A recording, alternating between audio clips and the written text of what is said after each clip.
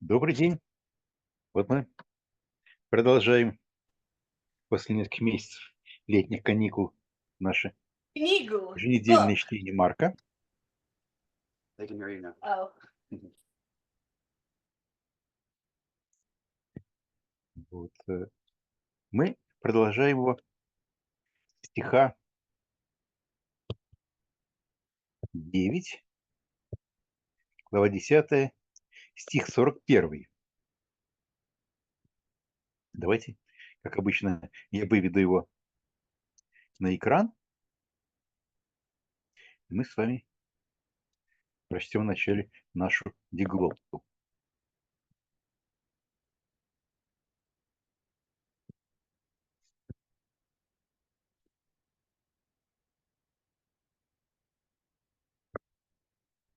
Кто у нас готов сегодня выступить в качестве греческого чтеца? Лариса, готовы?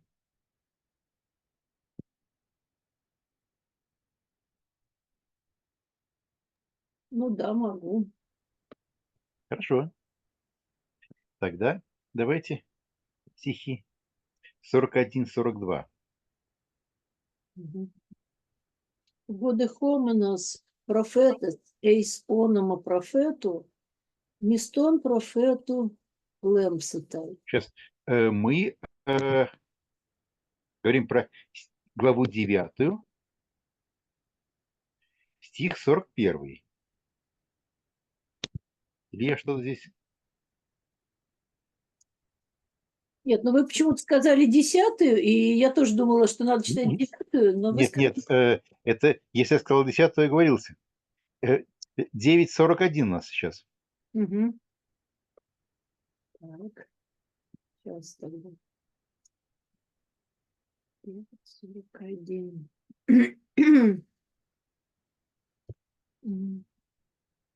Госгар ан потисе юмас патерион юдатос эн ономати готи Христу эсте, амен лего юмин готи уме аполесе тон мистон алту. Кайгос ан скандалисе генетон микрон тутон тон пистеон тон эйсеме кален эстин ауто мален эй перикитай мюлан уникос перитон трахелон алту кай пеблептай эстен таласен. Да. Истинно говорю вам, но это я переместил начало стиха, перевод греческого амин, медленное мин. Наверное, это вполне корректное изменение. Кто напоит вас чашей воды за то, что вы ученики Христа, не останется без награды. Опять же, мне кажется, что уме аполесе, перевод этого как не останется без награды, может быть, тоже нормальный идиоматический перевод на русский язык. Это, конечно же, буквально будет не погубит мзды своей.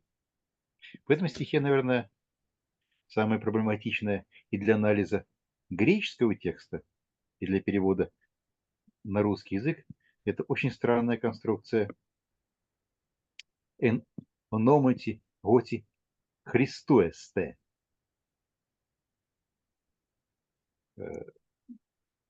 Казалось бы, текст «Госгаран потиса гимас патерион юдатос готи Христу эсте» понятно. Всякий, кто напоит вас чашей воды за то, что вы принадлежите Христу. Окей. Госгаран потиса гимас патерион юдатос эн ономати Христу. Тоже было понятно. Всякий, кто вас напоит чашей воды во имя Христова. Но здесь перед нами эти две возможные и вполне грамматически правильные конструкции друг с другом как-то наложились. И, безусловно, в самом русском переводе просто это упростил, за то, что вы ученики Христа, передавать сложный, по сути дела, аграмматический греческий текст русским аграмматическим текстом было бы не очень здорово. Но вопрос в том, как получилось то, что мы имеем в греческом, он никак не сходит у нас в повестке дня. Joel, we spoke about the very unusual Greek construction, anonymity αγωγή Χριστού εστέ, which seems to be, at least at first glance, a combination of two quite normal constructions. An ονόματι Χριστού, that's okay. Αγωγή Χριστού εστέ, that's okay, but how could the author of the scribes arrive at such strange and puzzling? Right. That's a good question. Yeah. I'm not sure I realized this awkwardness and treated it in my commentary. So I'm not sure. It could be a combination, I guess, of two thoughts, really. One, in the name of Christ, and two, because you belong to Christ. And then, you know, the expression combines them in a somewhat awkward way. But it's a good question. I really don't know. In fact, I looked at your commentary, Mm-hmm. and there you have an interesting hypothesis. Wait a second. Oh, I'll good. open it.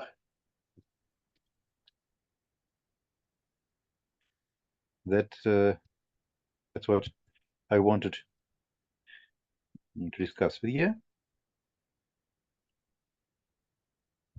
See, I've forgotten a lot of things. I published this Yes. 30 years ago. Remind me still- about what I said. Yeah. Okay, I'll do it.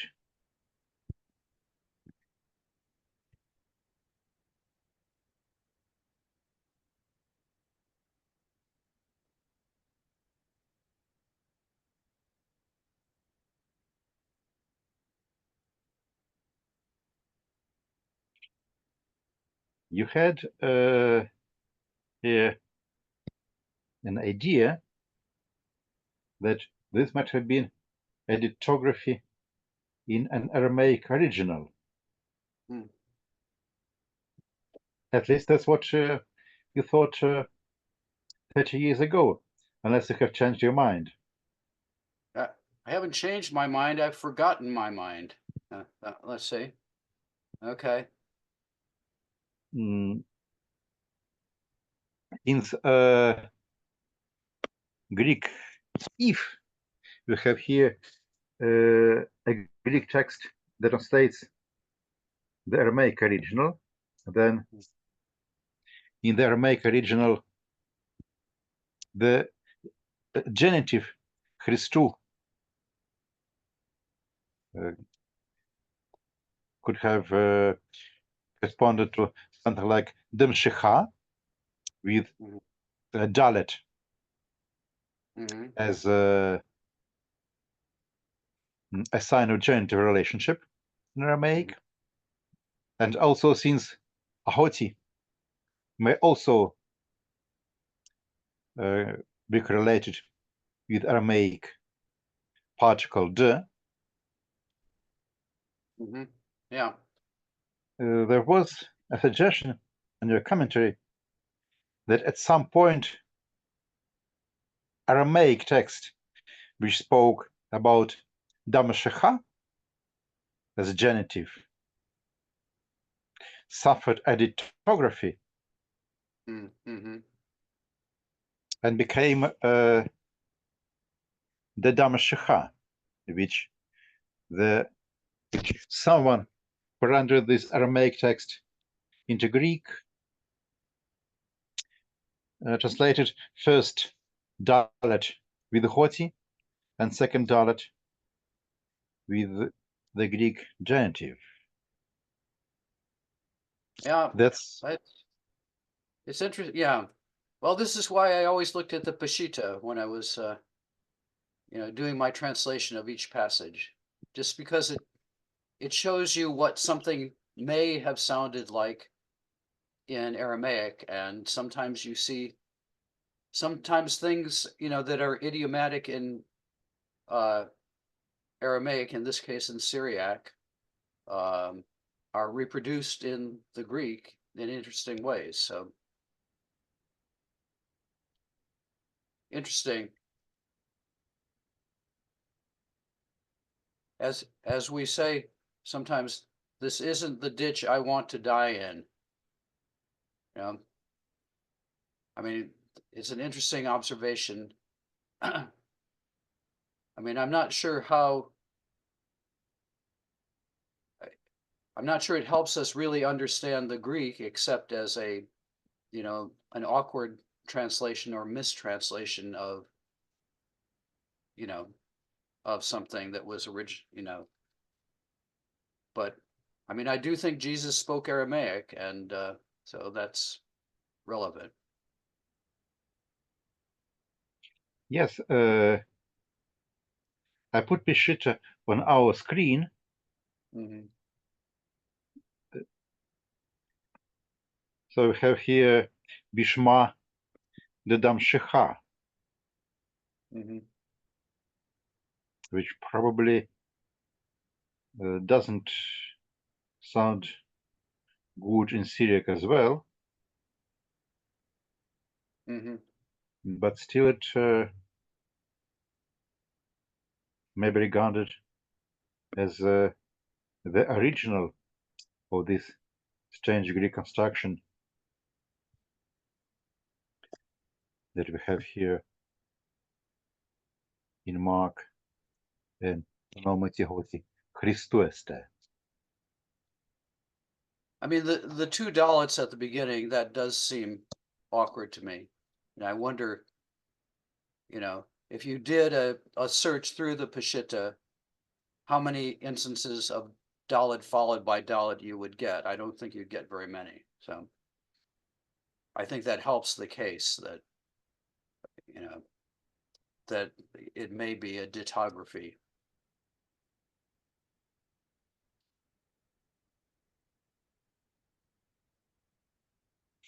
Okay, and if we think that Peshitta here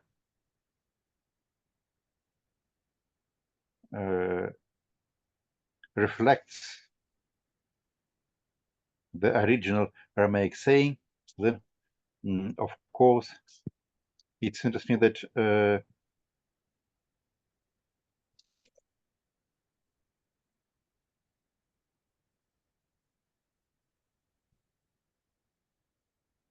we can explain this as a geography, but still, even if we go back and think that at some point there was just one dalet, sorry, there were some problems with the internet. Oh, it's okay.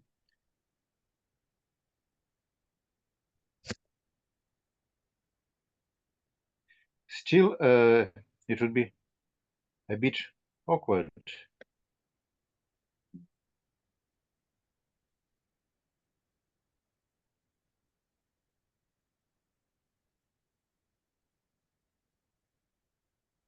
Yeah, I just checked, by the way, in George Carraz's edition of the Syriac Gospels, which is an excellent resource. And the ditography, or this two dalits, is there already in Sinaiticus Gospels. And I think that's important because, I mean, most people think that the Peshitta is basically a translation of the Greek. But people have claimed that the Sinaiticus, which was probably represents a text form that was a source for the Peshitta is earlier, and so I probably should have said something in my commentary rather than citing the Peshitta. I should have referred to the Sinaiticus, or also referred to the Sinaiticus, because just in terms of the textual history, it's an earlier witness.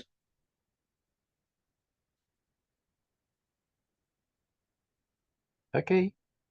In this case, we're going to construct the history of this text as Bishma Damshcha in an early stage of Aramaic tradition, then with 2 dalits by mistake in the later layer of Aramaic tradition. Then this Bishma Damshcha was translated into Greek as Agoti Christu, first dalet as Goti, and second dalet as a marker of genitive, and then the Greek, probably it was the Greek translation in this case, if we follow this hypothesis, who added este. It should be, of course, quite normal for translation of Semitic text into Greek. We have a lot of cases in the Septuagint, for example, when the translator inserts some form of the verb to be, where the Semitic text does not require any copula. But in this case, even the Peshitta and the Sinaiticus, which have Antun, are still dependent on Greek. It's a back translation of Greek este into Aramaic or Syriac. And don't you have examples in the Septuagint of similar sorts of double translations? You know, where there's something maybe perplexing in the Hebrew, and you get, like, in effect, in one line, 2 different variants, you know, that have been combined, maybe subsequently. The problem is that Septuagint is translated from the Hebrew, and this particular fact that the marker of genitive and the conjunction, like Greek ahoti, are both represented by the same, by formally the same word de. This is a peculiar feature of Aramaic, not Hebrew. Yeah, no, but I'm just talking about the general phenomenon of a double translation. Of a double translation of a single element. Yeah, of an element Mhm. that maybe is puzzling, and so you get 2 different attempts to translate it that then you know are incorporated into one Septuagintal text. There might have been examples like this, though I do not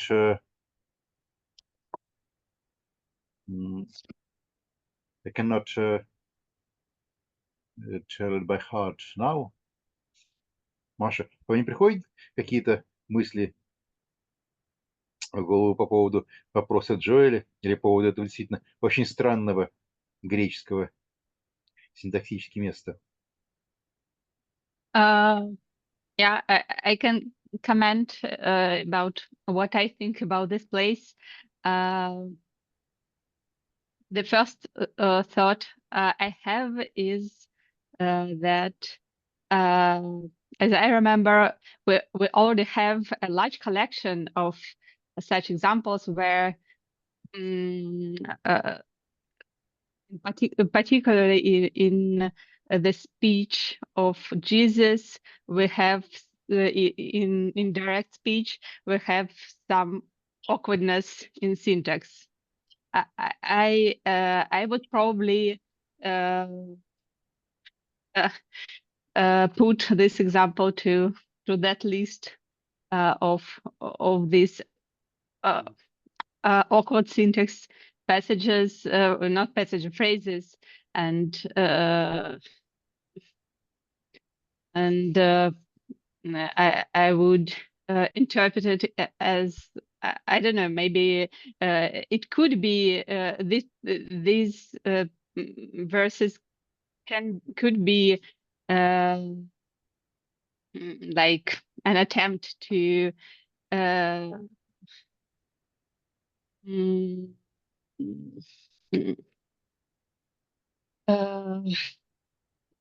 forgot what. Yeah, to make it somehow closer to Aramaic saying, or just an attempt to uh, mm,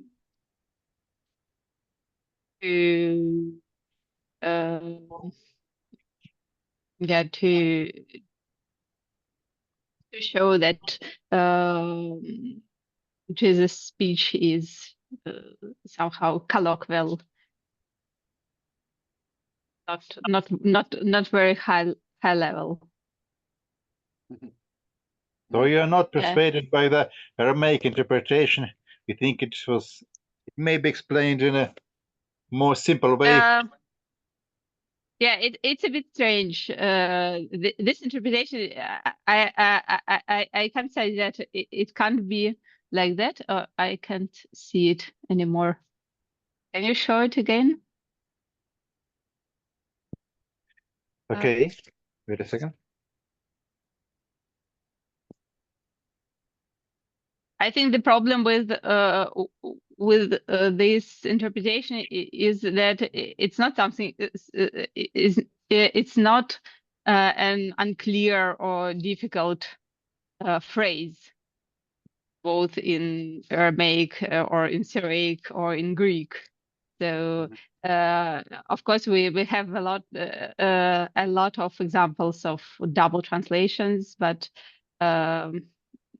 it's a bit strange why it occurs here.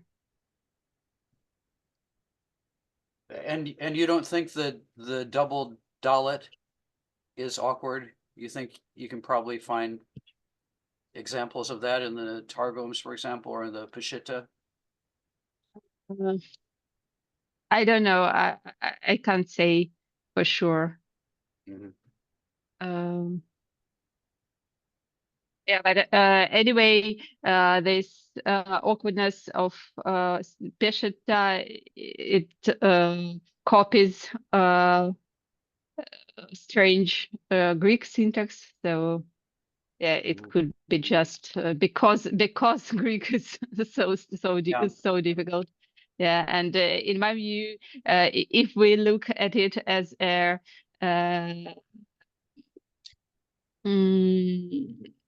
just oral phrase, maybe I would just say that this Christou is somehow double duty.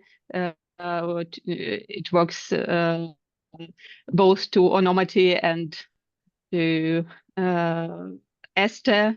So it's like just for sake of shortness, brevity. It's not repeated. Now, let me just speculate one step further. If the aleph at the end of de Mashiach was equivalent to a yod, or a mistake for a yod, then, so Mashiach then with a het yod at the end, I think it might be possible to translate that as because you are Christians. right?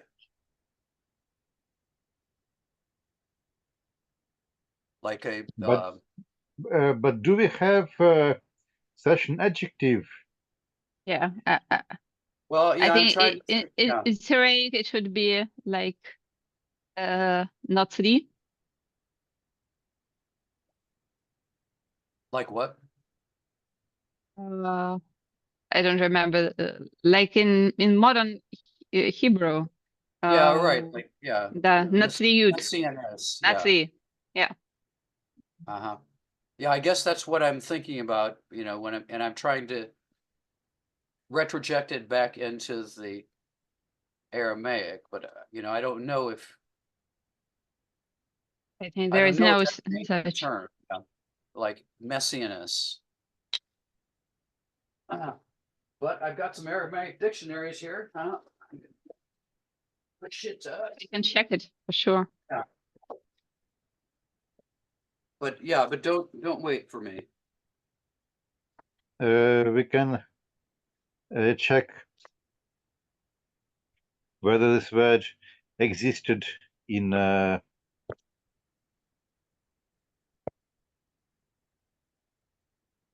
Syriac at the time, just by checking, for example. There is such word, right? There is? Mshichai, right? Christian. Okay, where is that attested? I can send screenshot. Okay. In Syriac. Yeah, there is such word in Syriac. Uh-huh. Okay. All right.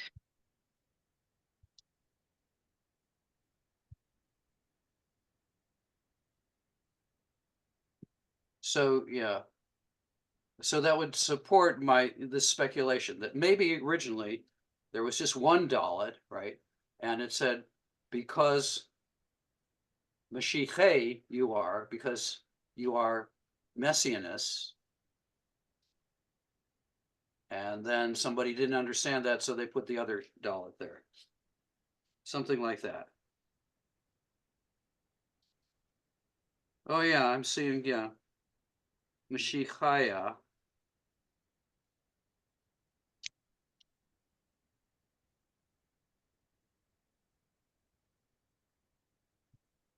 In any case, in Syriac translation for the famous passage in Acts, where we are told that it was in Antioch where Jesus' disciples were first called Christians. Yeah. We do not have Mashiachye, but rather Christiane. Uh-huh. Okay. Yeah, they're Christianizing it. Yes.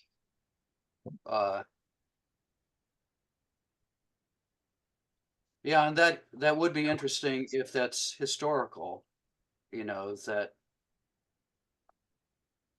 yeah, you know, it's asserting that it's in a Greek speaking context that the term Christian is first used.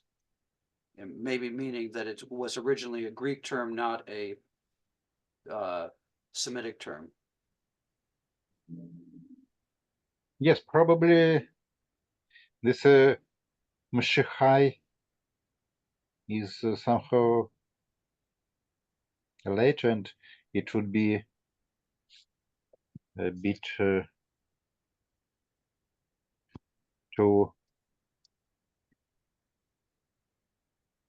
I don't know. It's an interesting phenomenon, isn't it? Because, you know, so obviously you don't need Mashiachaya in Syriac. Syriac already has this Christiana, this transliteration of the Greek. But then why did this term Mashiachaya arise? Where does that come from? Probably as a back translation from Greek. Well, I don't know. Yeah. I mean, why do you need a translation from the Greek? If if there's no pre-existing Aramaic term, I guess is my question. Yes, mean- it's an interesting topic, but of course we need, in this case, to explore the history of the German Aramaic before making any further Yeah. connections. Маша, как вы сейчас послали нам скриншот, вы смотрите как раз на Comprehensive Aramaic Lexicon, а что он там говорит про даты тех текстов, на которые вы ссылаетесь?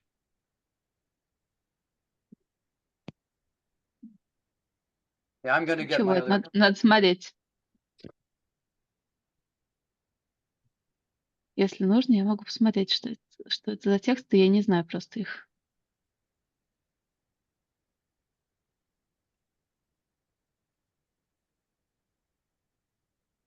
Потому что у меня тоже было ощущение, что в нормальном классическом сирийском у нас слово «христианин» просто-напросто транслитерируется из греческого.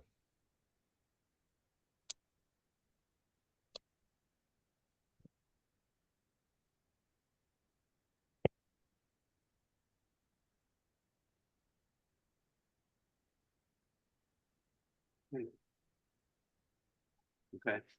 Sokolov. Let's see what he has to say.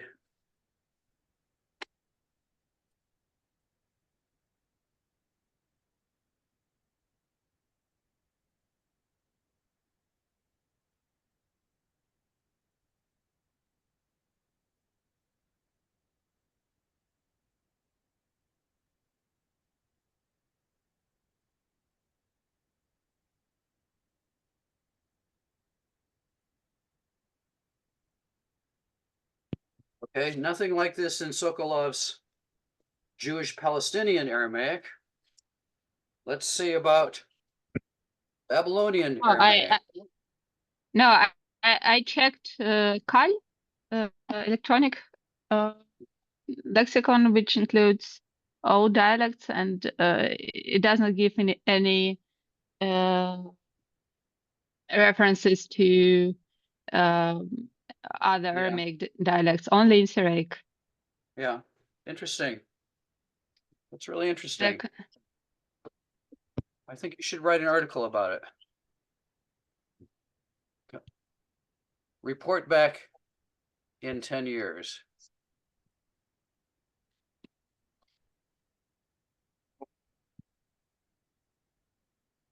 I think maybe I'm going to ask my friend Luke Van Rompuy about this. This word is found in writings of Afraat. Okay. Yeah. His author dated back to the 4th century. Yeah, 4th century. Yes, it's pretty early. Well, and he's in touch with Jewish Christians. He's important in the history of early Jewish Christianity. So that makes sense. So he's the first attestation? Yeah. Uh-huh. That's interesting.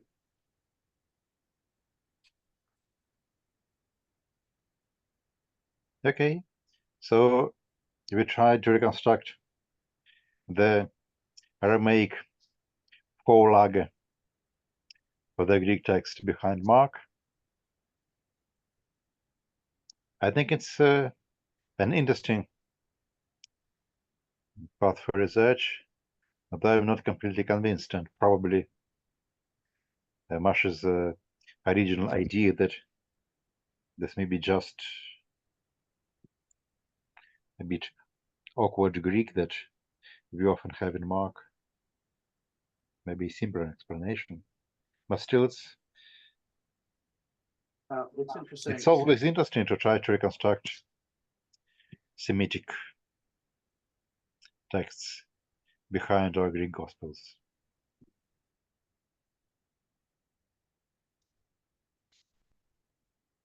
Well, and we do have instances where, and particularly in things that Jesus says in Mark and the other Gospels, but I think particularly in Mark, where something is awkward in Greek, but when you retroject it into Aramaic, it's not awkward. Were these examples collected by someone? Well, yeah, I mean, for example, Matthew Black's book on the Aramaic. His approach is mostly from Aramaic, but Mahdi is look at it from the perspective of awkwardness in Greek, not from what can be translated into Aramaic. Well, I think I may have mentioned this before. There was a dissertation in the SBL dissertation series called Semitic Syntax in Mark. Yeah. I think I sent you that. Yeah. And, you know, he doesn't, so I think he collates all of the examples that people thought were reflecting Semitic syntax, and some of them I think he accepts and some of them he rejects. I'm not sure that. Yeah, you mentioned it. Thank you.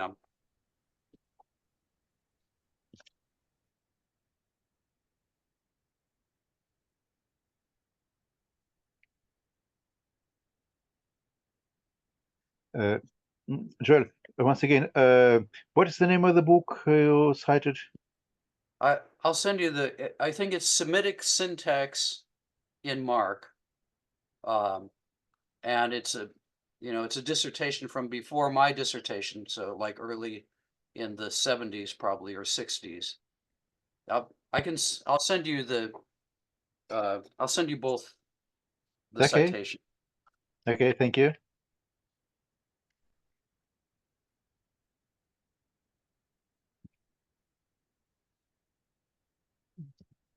Let's return back. Yeah, I found it in a letter from you, so I'll send it to the chat. Okay.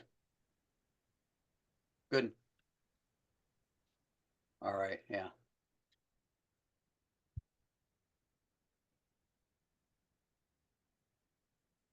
Mm-hmm. Oh, Semitic interference, and yeah. Okay.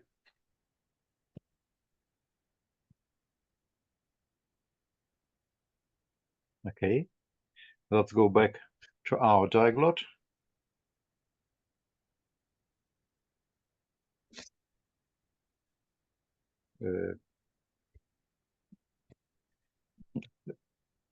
Нужно ли кому-нибудь из наших участников какое-то краткое русское summary того, о чем мы говорили?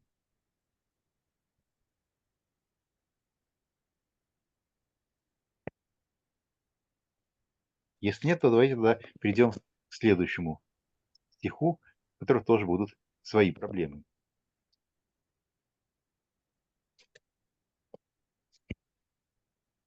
По сути дела, стихи 41 и 42, они у нас представляют собой эту как бы картинку двух путей, которые Евангелие раскрывает перед тем, кто сталкивается с проповедью Христа и его учеников. С одной стороны, как бы те, кто, если не следует учению, то, по крайней мере, способствуют распространению. Они не останутся без награды, даже если всего-навсего чашу воды падут ученикам Христа. А кто введет в грех одного из этих простых людей, верующих в меня, лучше бы ему быть брошенным в море со слиным мельничным жерновом на шее. Но, как обычно, наверное, разбор этих стихов проще начинать, осмысленно начинать с каких-то более простых моментов. Мне очень не нравится в своем собственном переводе выражение с ослиным мельничным жерновом на шее. Вот. И Может быть, даже убрать этого ослиной мельничный жернов на шее было бы и лучше. Что имеется в виду у нас в греческом тексте? У нас мельницы в том регионе земного шара, о котором мы говорим в эту эпоху, бывали, по-видимому, в основном двух типов. Это мельницы ручные, где относительно маленькие такие вот компактненькие жернова люди, преимущественно женщины, крутили руками у себя дома. И большие жернова для, сказать, промышленного производства муки, в каком-то доиндустриальном смысле слова промышленный, которые приводились в движение, прежде всего, ослами, которые эти мельницы крутили. Сейчас, наверное, было бы для нас отвлечением искать археологические картинки этому делу, но я думаю, что как ручные жернова палестинские, так вот тоже большие, появляющиеся преимущественно в эллинистическое время, примеры мельничных камней, которые крутят ослы, их легко найти в интернете, или мне просто стоят перед глазами десятки примеров из разных израильских музеев.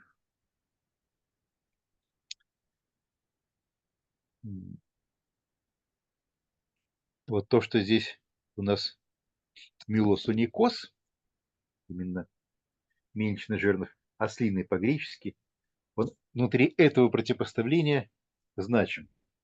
Если человеку просто-напросто такой маленький ручной жернов привязать на шею и бросить его в море, то, может, человек выплывет, если хорошо умеет плавать. Вот уже с большим промышленным жерновом, который весит десятки килограммов,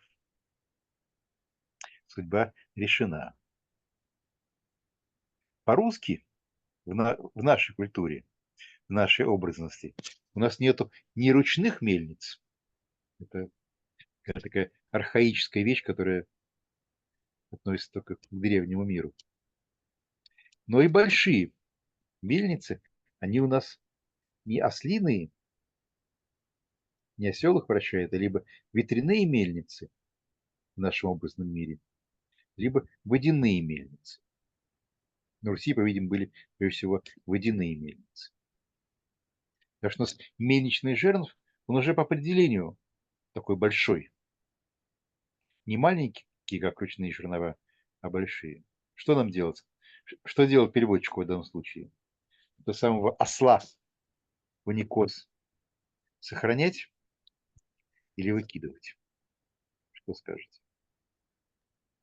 Это вопрос не экзегетический, а чисто такой вот, связанный с тем, как одну культуру транслировать в другой мир.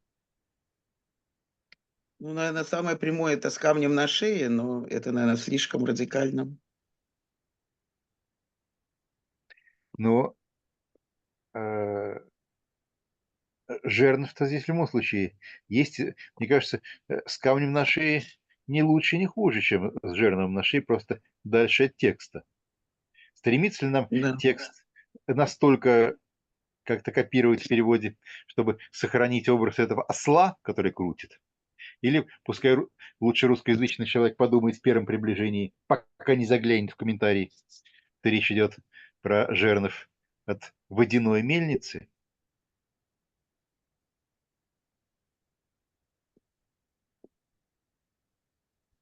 Ну, представляет ли себе русский человек жернов от водяной мельницы, тоже вопрос. Ну, как ты представляешь себе? Если вообще человек понимает значение слова жернов, то он именно его себе и представляет. Мельничный жернов. Понятно, что такое, даже если, может быть, не всякий знает, что жернов каменный, но понятно, что это такое большое и тяжелое.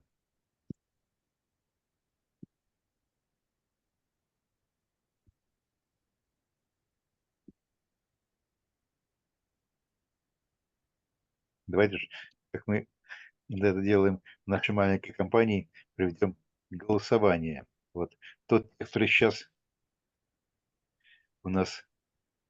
А видно сейчас текст, кстати? Наша диглотта видна, да? Вот. Тот текст, который мы сейчас видим на нашей виртуальной доске, где у нас вот эта штука, она все-таки достаточно конкретизирована как мельничный жернов, но мы воздержались от конкретизации, каким конкретным образом, на какой мельнице у нас этот жернов крутится. Вот такой текст. Оставляем или его сдвигаем в другую сторону? То, чтобы оставить этот текст в этом отношении таким, какой он есть. Поднимите руки виртуально. То есть убрав только осла. Убрав только осла. Э, Так, Жалко осла. согласен. Жалко осла. А что делать со слом, Лариса? Может, его от жирного перенести на мельницу, то есть не ослиный жернов, а жернов ослиной мельницы. Мне кажется, это будет не сильно лучше, потому что ослиная мельница – это что-то такое, скорее даже не мельница, которая осел крутит, а мельница, которая принадлежит ослу. Да, в этом есть оскорбительный момент, конечно. Вот это плохо. Конная мельница.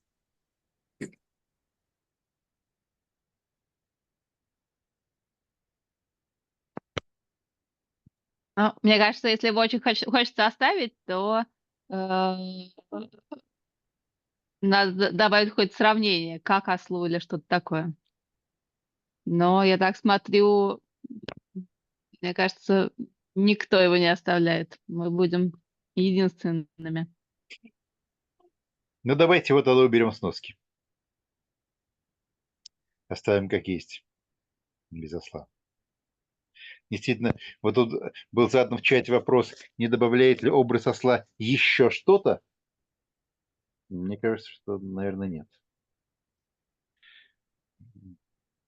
Только образ того, что это не маленький такой вот ручной жернов, который хрупкая женщина крутит у себя дома, а жернов промышленных строможей не справиться, не вытянуть. А не может ли осел запутать человека современного? Потому что современный человек представляет уже либо ветряную мельницу, либо водяную, и там уже большие жернова и так. Вы знаете, я в своей жизни видел, прежде всего, в Эрец-Исраэль много, но не только, в других местах тоже. У нас есть, где пытаются как так вот музеифицировать что-то такое римское. Видел ослиные эти самые жернова, видел водные жернова, видел воздушные жернова. Вы знаете, они по размерам примерно похожи. Вот эти три типа, они по размерам похожи и резко противопоставляются простым, архаическим, древним, маленьким жерновам, типа тех, которые древние женщины кидали со стен на голову осаждающим, как мы знаем из книги Судей. Но мне кажется, что здесь осел на самом деле добавляет, так это он объясняет, почему, собственно, он на шею надет. Это не просто его надели на шею специально, чтобы бросить в воду, а что он что он у него на шее, как у осла на шее жернов, нет? Что как бы, здесь, что как бы в этом образе еще встает и ослиная упряжь. Да, вот я бы скорее с этой шеей бы как-то хочется как-то вот эту шею связать со слом. Но жернов на шею не надевают ведь.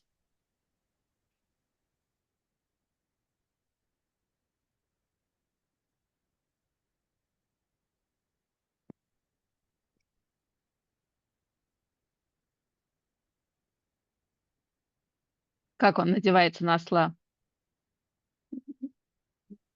Осел карусель крутит такую вот. Ну, Ходит. я понимаю, да. Ну, то есть у него получается, что упряжь, да, которая... Что у него на шее реально находится? Каким образом можно вообще жернов на шею надеть? В каком смысле это жернов, перитон, трахелон? Хороший вопрос.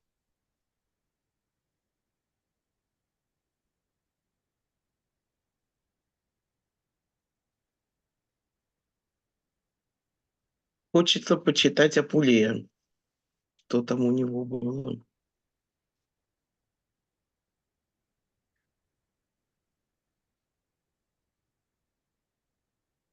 Вот смотрите. Сейчас.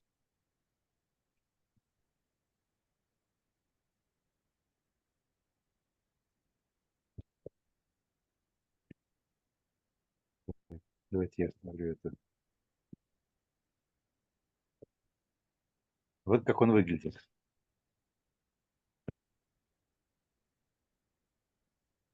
Да, ну то есть у него получается на шее упряжь, да, за которую он тащит. А, Ну то есть на самом деле жернов на шее это не, так сказать, не то, что он у него на шее надет, а, наверное, вот так и есть, что упряжь, да, которая привязана к жернову. Ну да. Правда, здесь Также, на этой наверное, конкретной, здесь на этой да, конкретной картинке вообще непонятно, что изображено, потому что здесь отдельно стоит мельница, ну а да. осел, он катает вовсе даже не мельницу, а он занимается молотьбой. Да, совершенно верно. Это ток скорее, чем мельница. Это топ-то. Да.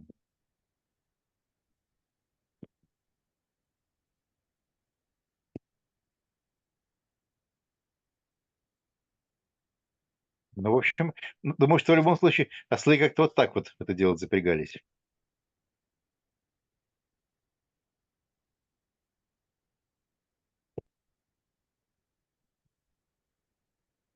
Ну да, получается, что на шее это тоже вот так вот через упряжь, да? Через упряжь. Нет, если просто камень надеть ослу на шею, то ничего хорошего это не получится. Так, а у нас в тексте какой образ? Каким образом он был на шее? Я думаю, что, возможно, автор этого текста относит ли текст к крещениям Иисуса, или дальше был создан уже в ранней церкви. Совершенно, может быть, автор совершенно не имел в виду как-то дело детализировать. Ладно. Ну тогда осел не нужен, хорошо.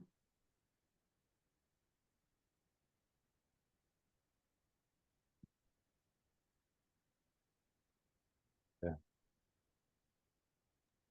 А что, если не мельничный жернов, а мельничный камень?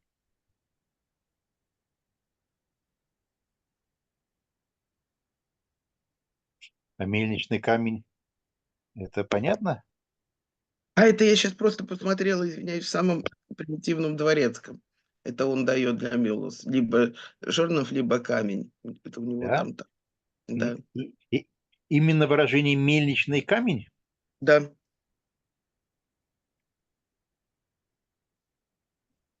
Мельничный камень, жернов. Интересно. Как раз со ссылкой на, собственно, на Новый Завет.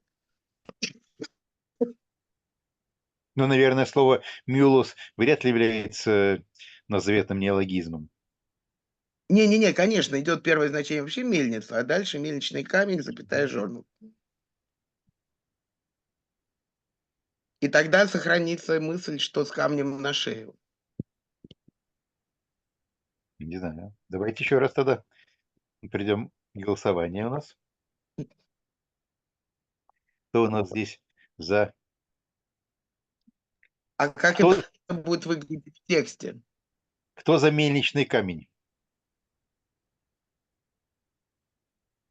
Вот я предложил, но так настаивать не стану, не берусь. А кто за сохранение мельничного жирного? Вот я... Я Не, все, за я... сохранение. Называется сохранение мельничного жирного. Окей. Да. Joel, we had a rather lengthy Russian discussion about how to render in Russian mules onikos. Yeah, I thought you were talking about Skandalidzo, but instead you no. were talking about the mule. Yeah. Skandalidzo is our next point. Oh, okay. Because Skandalidzo, we started with the more simple questions. More simple question is how to render into Russian the text whose meaning we understand. And the more important question related to Skandalidzo is what the Greek text means. Yeah, I have a question about this millstone of the mule, right? Of a donkey. I'm sorry. Yes. Yeah, whether this image of donkey is relevant because it somehow connected with this idea that millstone was hung on around the neck, Mm. and Yeah, that's why I thought that probably it's not very wise that all translations just eliminate donkey from this verse. Yeah. I don't have an opinion on the millstone. I don't know much about millstones. Yeah, I put an image I from saw, internet with this donkey who has millstone hung around his neck. I think that's what probably. Yeah, something around his neck. Yeah. Yeah. But the millstone is what he turns, isn't it? It's the big. Yeah, but it's binded with his I don't remember the thing around his yoke, right? The yoke or halter, yeah. Yeah, halter. Yeah, and probably it should be like this a man who is thrown to the sea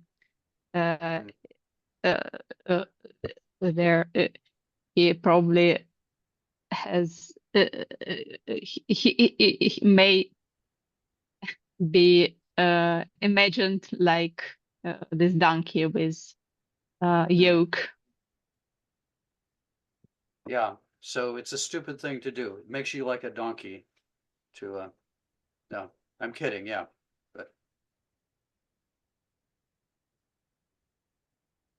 But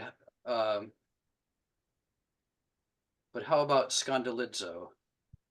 That I noticed that I said we're not seeing text, by the way.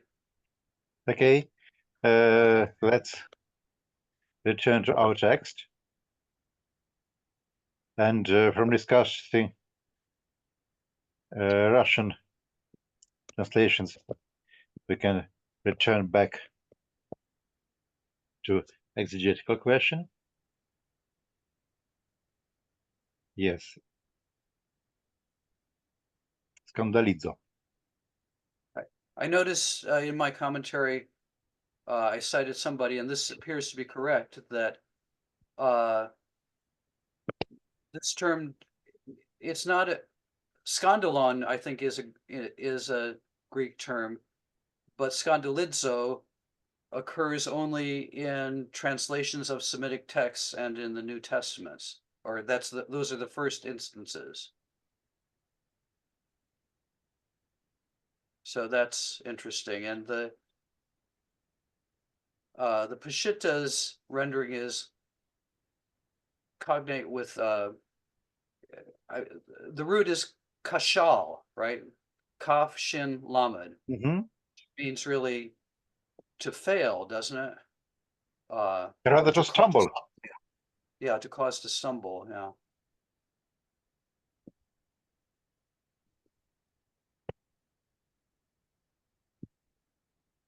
I mean, it's a big exegetical question. What exactly this is talking about in verse 42? What is scandalizing or causing to stumble one of these little ones who believes in me? And just in the history of interpretation, this question, it becomes important for interpretation of a very important passage in Matthew 25, in which the vision of the great white throne and the judgment there, because there Jesus says that your fate in the final judgment will depend on how you have treated one of the least of these. So it's not exactly the same vocabulary. It's a lachistos. But people bring in passages like this passage in Mark and its Matthean parallel to exegete that, because the exegetical question in Matthew 25 becomes, what is the criterion of judgment? And so there's two big interpretations. One says that it's how you have treated Christians, and that would draw on this passage where it's the little ones who believe in me. But the passage in Matthew doesn't have the believe in. So some people say that it's just how you've treated anyone who is the least in society. So, I don't think that directly impinges on what it means here, which is puzzling in itself. But that passage in Matthew 25 is, one of the most important, I'd say, in just Christian ethics in general. So I mention it.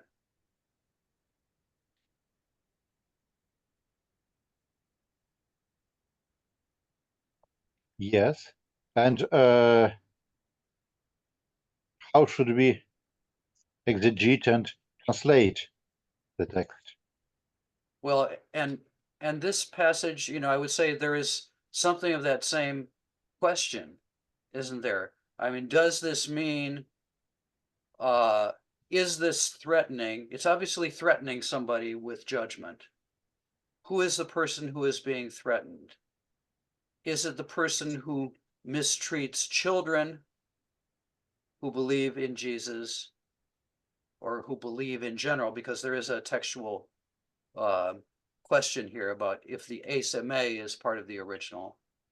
But is it threatening children who believe, people who harm children who believe?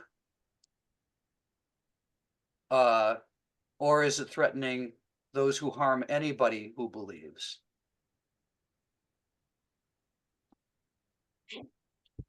Yes, this is another important problem in this text for homikroi. But I think the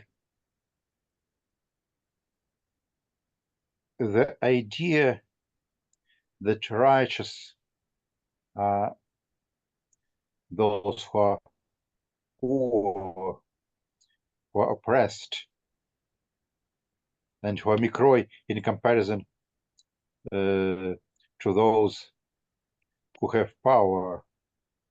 It's quite popular in the Second Temple literature of Judaism and especially Christianity. So I know, of course, the exegesis that homikroi here refer to children, but it seems to me less likely than the idea that homikroi are simply the reference to Jesus' followers.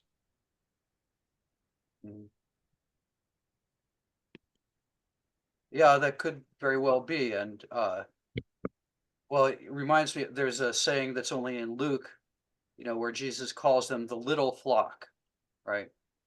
To whom God has promised the kingdom. I don't know exactly where that is in Luke. I think it's only in Luke.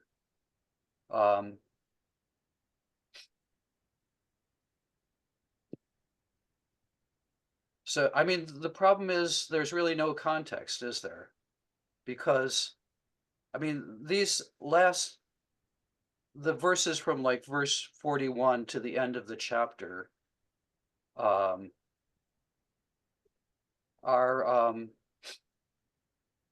they're mostly connected by catchwords. And tracing a pattern of thought, I think, is different, especially when you get to the end. There's all these sayings about salt. But even here, I mean, this whole thing is a connection of the previous passage where there were people who were casting out demons who didn't follow Jesus. And so I guess you can say that the context suggests that it's all about people who are Christians and people who are not Christians, and what their ultimate fate will be.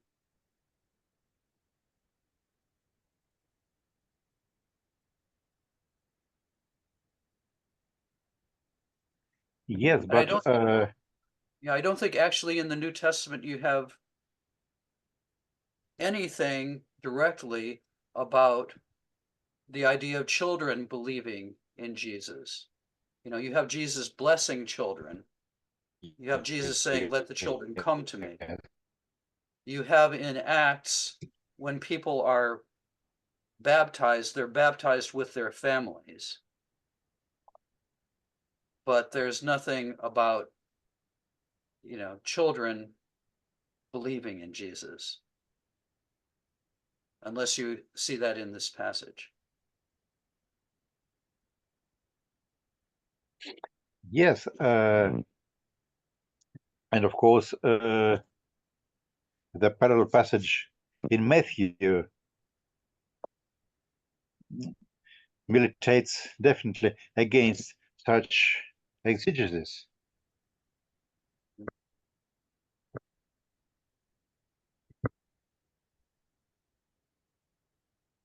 Kai hosan potise henaton micron tuton paterin psychuru monon eis onama matetu.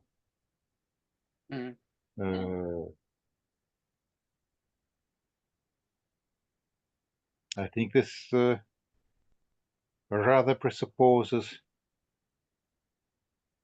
a grown-up person, because matetes is normally not a disciple, at least in the New Testament context, not a child who goes to school, but rather one who follows Jesus consciously.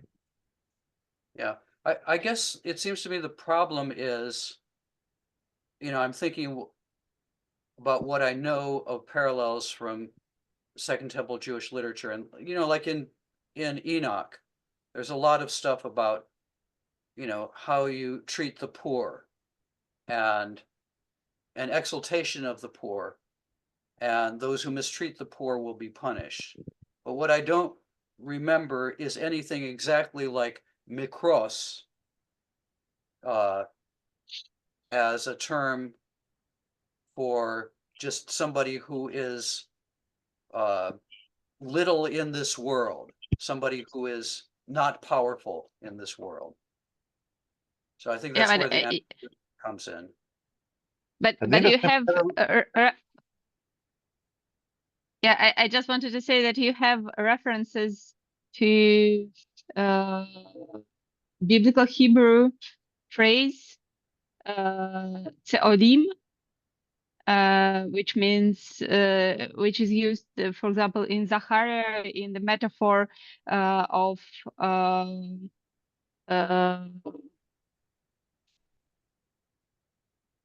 like small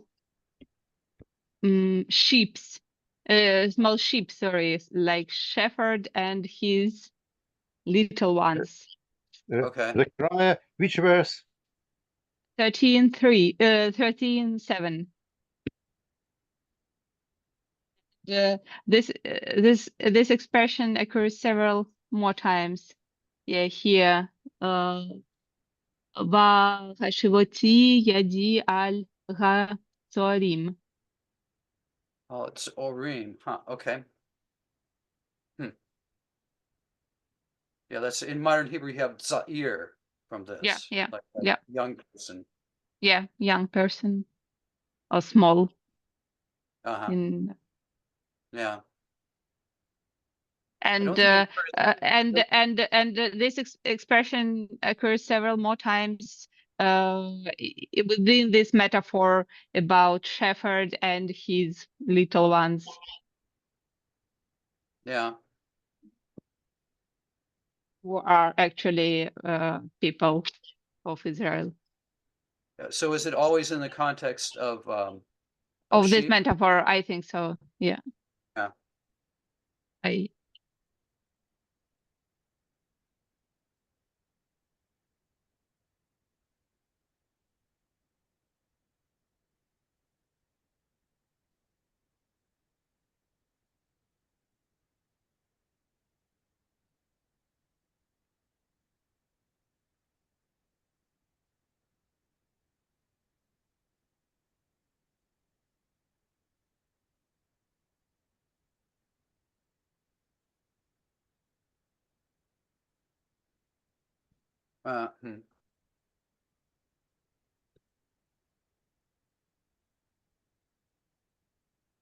I think this is the only place where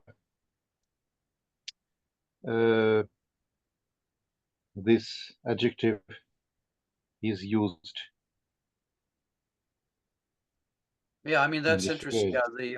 Yeah, the Zechariah 13 passage is important, because Jesus alludes to it in Mark in prophesying his death, and then seeing the disciples again, Mark 14:28. Yeah, in other places we have Tzeire Ratzon. So Okay. little ones of the flock. Where? Okay. So, yeah. In Jeremiah 49:20 and 50:45. 49:20.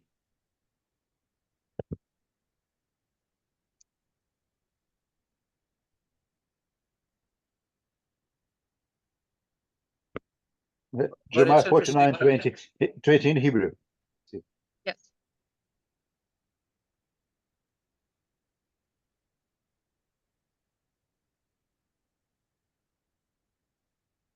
Lachista in the Greek. Lachista is used there, which is the term that's used in Matthew 25. Though not here.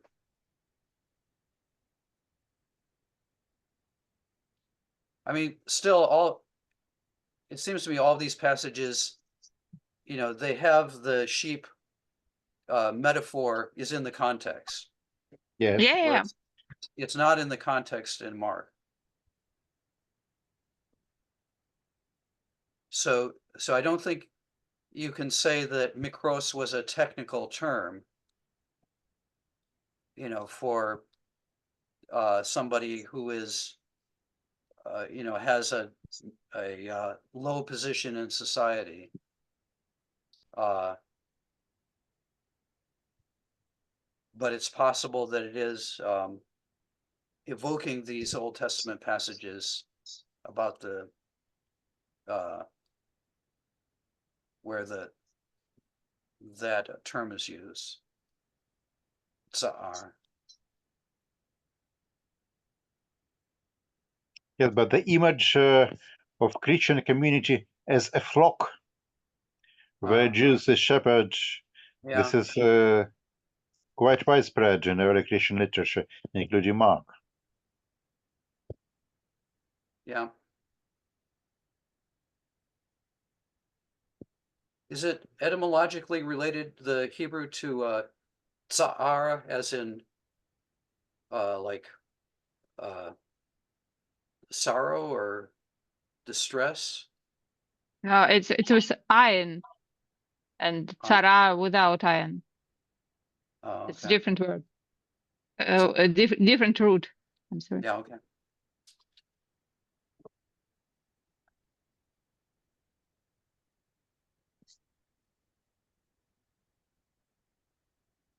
Okay, and the problem of who are those mikroi is also related with the question of what does skandalizo mean here.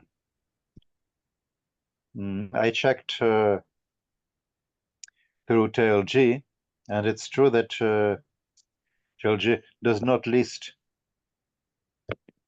classical Greek texts earlier than the New Testament to have the verb. In the You have the Septuagint, noun, right? Yeah, you have skandalon, right, as a noun. yes, we have skandalon, but the verb really seems to be an allogism.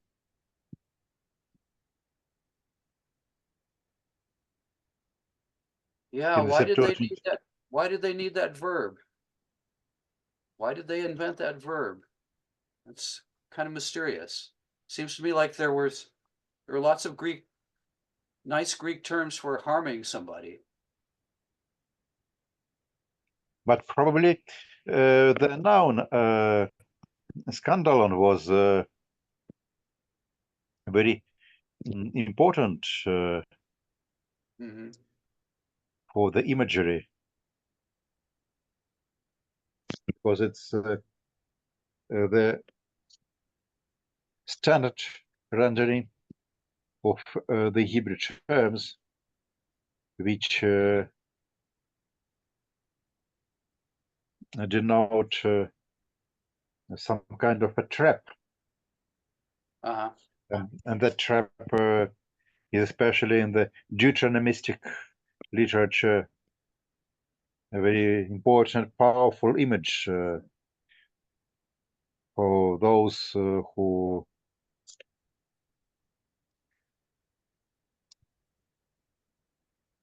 try to make the Jewish people not to follow God's commandments. Mm-hmm.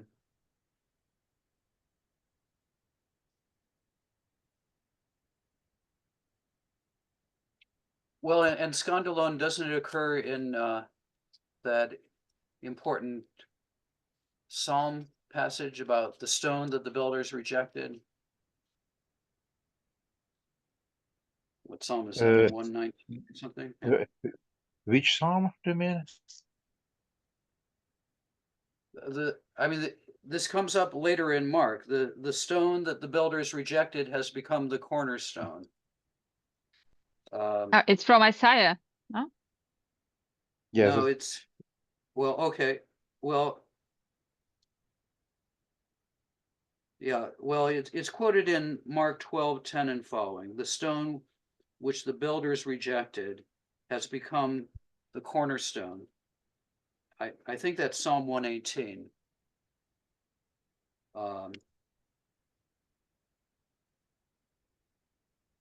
Except I don't see skandalon here, so okay. Forget that I said that. Yes, we have a lot of scandala Uh-huh. in the Greek Bible, starting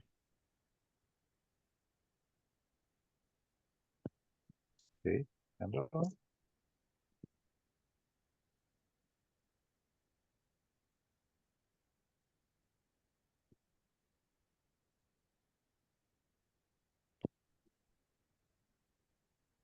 Mountain with Leviticus.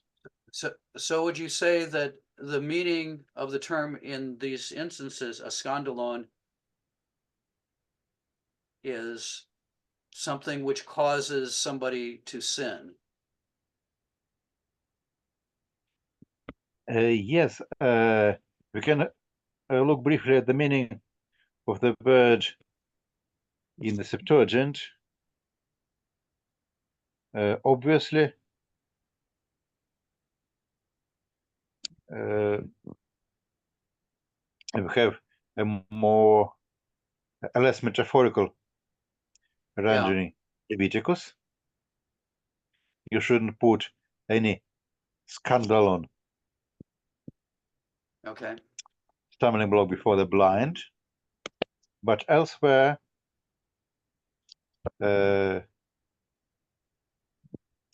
pagides, kai scandala, metaphorical, and the heathens who are permitted to live in the Holy Land, they will be scandalon. I mean, it's often associated with idolatry, it seems like. Yes, it's Deuteronomy. often associated with idolatry.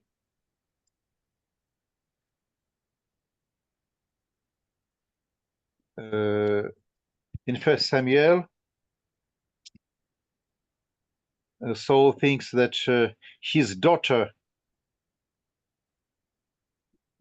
will be scandalon for David.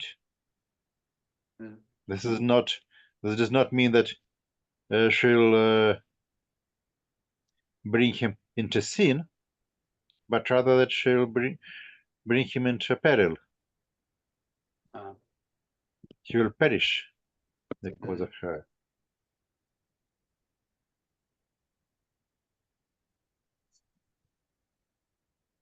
But still,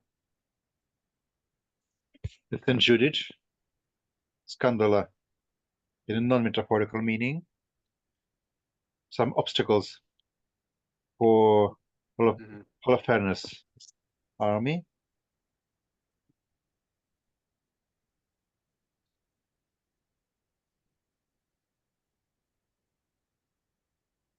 But mostly in metaphorical sense.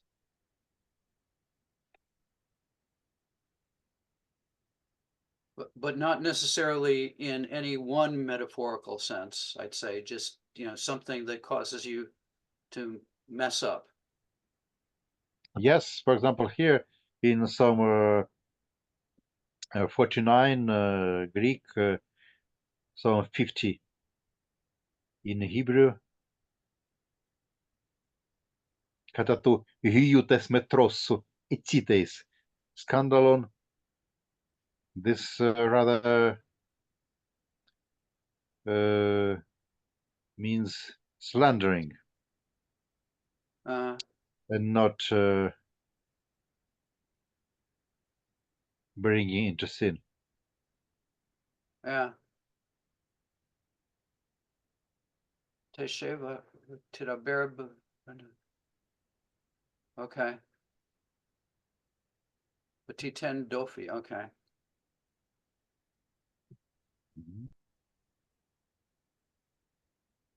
Otherwise, here, I think this refers to sins and especially idolatry.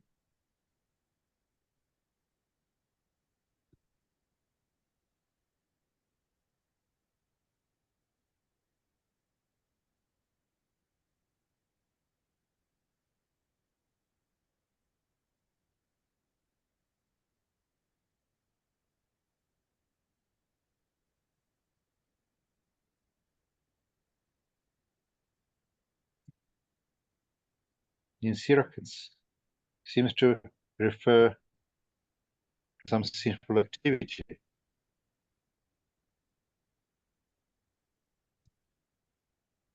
Uh-huh.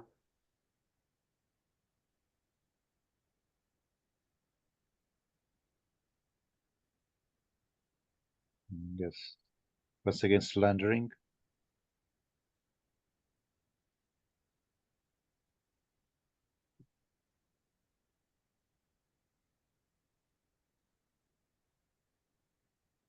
And we see quite a lot of scandala in the New Testament passages. Yeah. Matthew. And of course, it's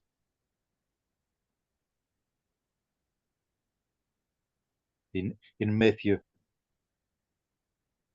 Jesus explains what is wrong with Peter. Scandalon, emu. Probably this means that Yeah. he I think that's, tries to cause Jesus to sin. yeah. Maybe it was this role of scandalon in the New Testament thought that led eventually New Testament thought and in the thought of Jewish Hellenism that eventually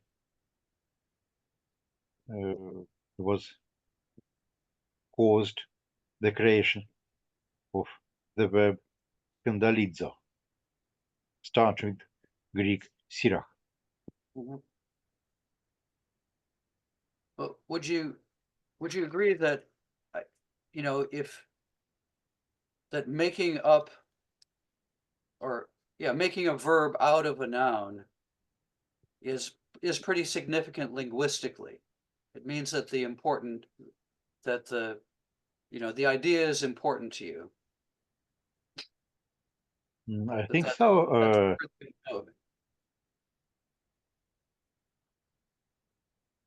Because if the Greek-speaking Jews and early Christians created a verb which was so prominent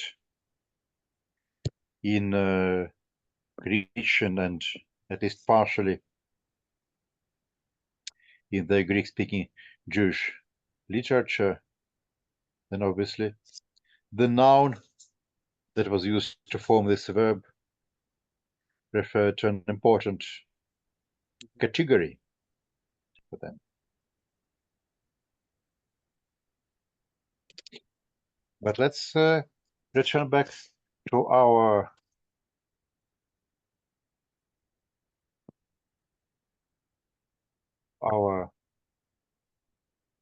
diaglot.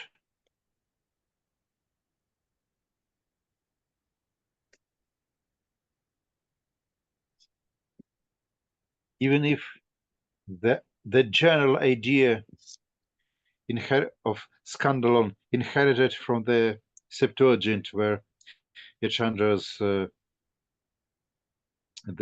Hebrew image is that of a stumbling block, or better, a snare, which is a metaphor for idolatry,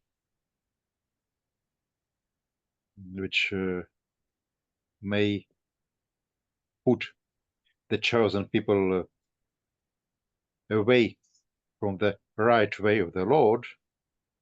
Mhm. What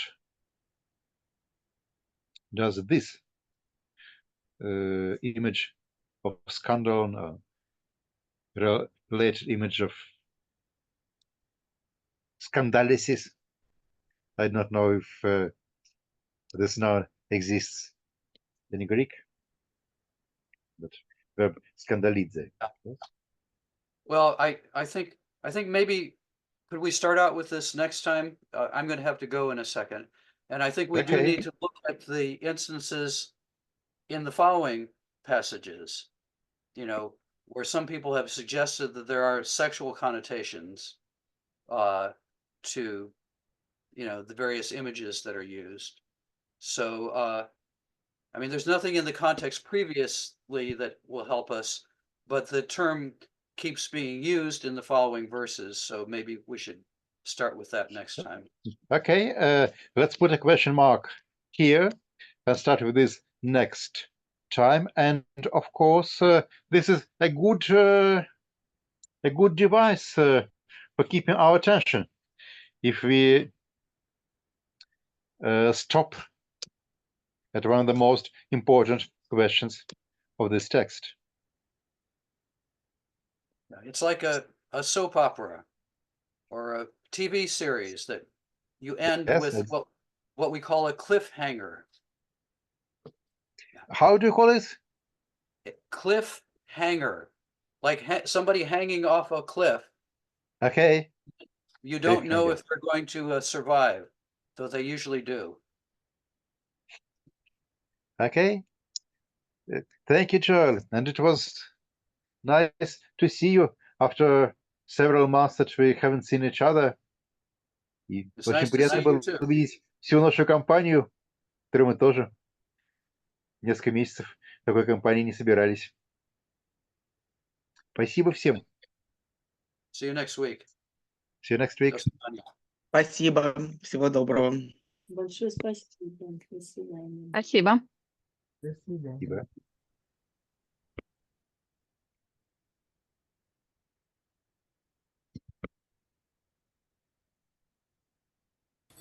Спасибо.